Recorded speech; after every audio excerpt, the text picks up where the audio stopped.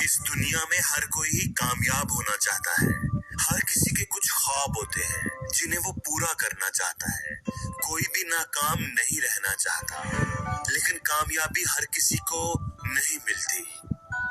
तो फिर ये सवाल जहन में आता है कि आखिर जिंदगी में बहुत से लोग कामयाब क्यों नहीं हो पाते?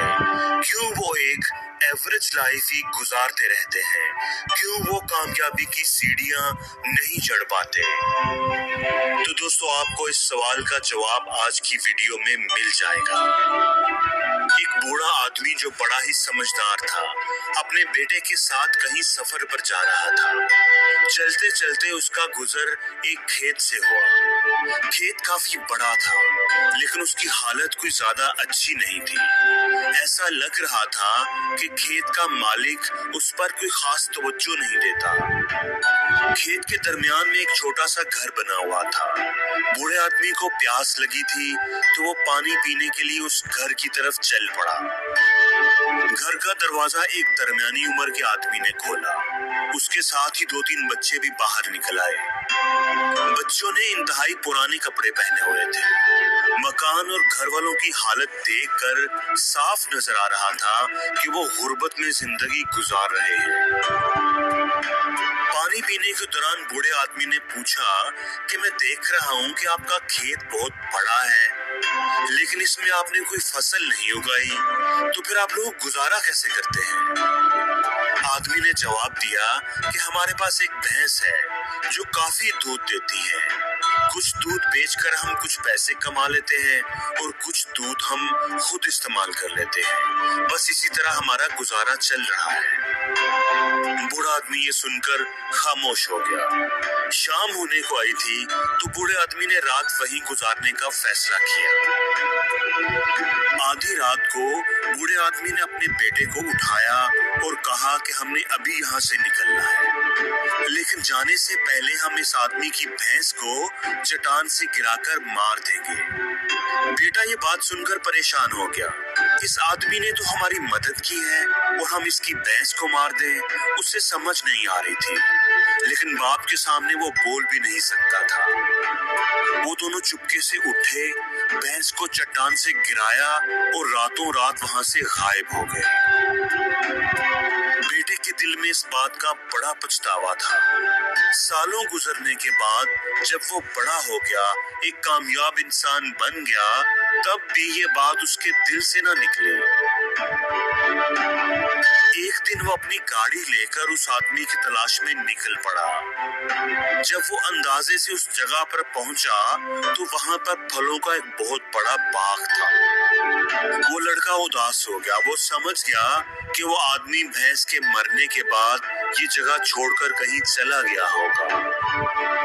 बाग के बीचों बीच एक शानदार घर बना हुआ था। एक उम्मीद लेकर वो बाग के मालिक को मिलने चला गया कि शायद वो उस आदमी के बारे में कुछ जानता होगा। जब लड़के ने दरवाजा खटखटाया, तो वो हैरान रह गया, क्योंकि अंदर से तो वही आदमी निकला था जिसकी उन्होंने भैंस मार दी थी। लड़के ने कहा कि शायद आपने मुझे पहचाना नहीं। सालों पहले मैं अपने वालिद के साथ आपसे मिला था। वो आदमी बोला, आपको मैं कैसे भूल सकता हूँ? आप लोग तो उस दिन बगैर बताए ही चले गए, लेकिन उस दिन न जाने कैसे हमारी भैंस चट्टान से गिरकर मर गई। कुछ दिन तो हमें समझ ही नहीं आया कि अब गुजारा कैसे करें।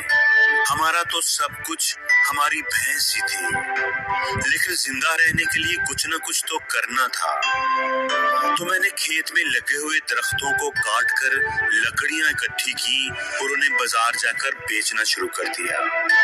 इस काम से जो पैसे मिले, इनसे फसल के बीज खरीदे और हल चलाकर खेत में डाल दिए।